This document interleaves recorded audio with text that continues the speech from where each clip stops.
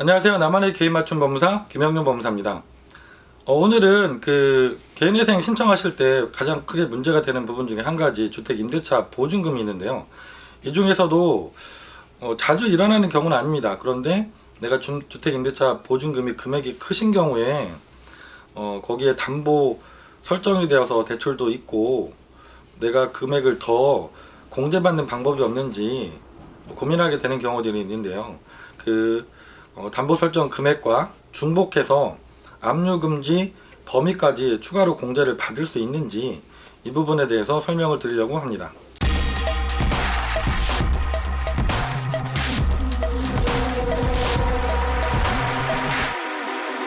제가 실제로 진행을 해서 지난달에 이제 개시 결정까지 받았던 한 분의 사례가 여기에 딱 해당이 됩니다. 가끔 생기는 경우입니다. 자주 일어날 수는 없죠. 보통 임대차 보증금이 규모가 크진 않으시기 때문에, 그리고 규모가 너무 크다 보면 개인회생을 신청하시는 것이 변제금이 너무 크게 상향되기 때문에 어려우신 분들이 계십니다. 이분은 딱 오늘 말씀드린 부분에 해당이 되는 분이셨는데요. 우선 임대차 보증금은 서울 지역에 거주하고 계신데 1억 2천만 원이셨습니다. 그리고 그 중에 4천만 원이 저축은행에서 담보대출 형태로 대출을 받고 계셨던 분입니다. 이런 경우에 첫 번째로 담보대출을 받으신 금액은 재산평가를 할 때 당연히 공제를 받으십니다. 그럼 이분이 1억 2천 중에서 4천만 원을 대출을 받으셨기 때문에 담보대출로 8천만 원이 남게 되시죠. 근데 이 8천만 원을 청산가치로 모두 잡게 되면 변제금액이 너무 높게 나오시죠. 이런 경우에 문제가 되는 것이 원래 주택임대차보호법은 소액보증금 범위 안에서는 압류금지 채권으로 되어 있기 때문에 추가로 재산 산정에서 공제를 받으실 수가 있죠. 당연히. 근데 이 소액보증금은 주택임대차보호법 그리고 시행령에 보면 일정 범위의 보증금까지만 인정을 해주고 계시거든요. 예를 들면 서울이 1억 1천만 원까지 보증금을 갖고 계신 경우에 3,700만 원까지만 소액보증금으로 압류금지 채권으로 보호를 하고 계십니다. 근데 이분은 보증금이 처음에 말씀드린 것처럼 1억 1천만 원을 넘어서 1억 2천만 원을 갖고 계셨던 경우죠. 이게 약간 좀 견해의 차이들이 있습니다. 근데 최종적으로는 어떻게 처리하고 계시냐면 1억 2천만 원 중에서 담보대출로 나와 있는 4천만 원은 당연히 공제를 하시고, 물론 이분이 1억 2천만 원으로 압류금지 채권 보호 범위를 1천만 원이 초과하지만 담보대출 금액을 뺀 것을 기준으로 해서 다시 한번 압류금지 채권 금액까지 공제를 추가로 해주고 계신 거죠. 근데 그 방안이 문제입니다.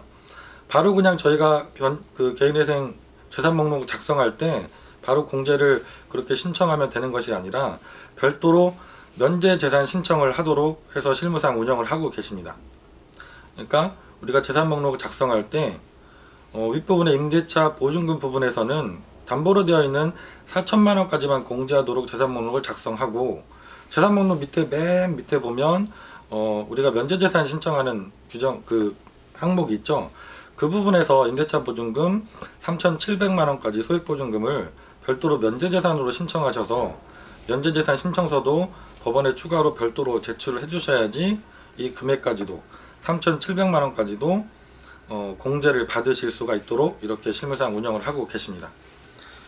그래서 이분 같은 경우도 담보대출을 받으셨던 4천만 원에다가 특별하게 면제재산 신청을 통해서 3,700만 원을 압류금지 채권으로 추가로 인정을 받으셔서 청산가치를 많이 낮추고 거기에 따라서 변제 금액이 높지 않은 금액으로 결정을 받으셨던 사례입니다. 오늘은 좀 어려운 부분일 수 있습니다. 여기에 해당되는 분들도 사실은 많은 분들이 여기에 해당되지는 않습니다. 그래도 이렇게 말씀드리는 이유는 이 부분에 대해서 상담이 좀 잘못된 사무실들도 많이 있는 것 같고요. 인터넷상의 글들도 좀 정확하지 않은 표현들로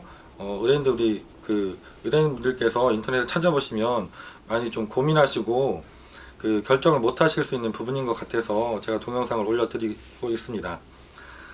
구체적인 본인의 사정이 어디에 해당되는지, 임대차 보호법 규정이라는 것이 지역마다 그 보호 범위와 보호하고 있는 금액이 다 차이가 있기 때문에 본인이 판단하시기에 좀 어려울 수도 있습니다. 김영룡 법무사에게 전화 주시면 제가 최대한 오는 전화를 받을 수 있도록 노력을 하고 있습니다. 전화가 너무 많이 오셔서 바로바로 전화를 못 드리고 간혹 못 드리는 경우도 생기고 있는데요. 그렇더라도 정확한 답을 원하시는 분은 김영룡 법무사에게 전화 주시고 메모를 남겨주시면 제가 최대한 빠른 시간 안에 전화 드릴 수 있도록 노력을 하도록 하겠습니다. 김영룡 법무사였습니다. 감사합니다.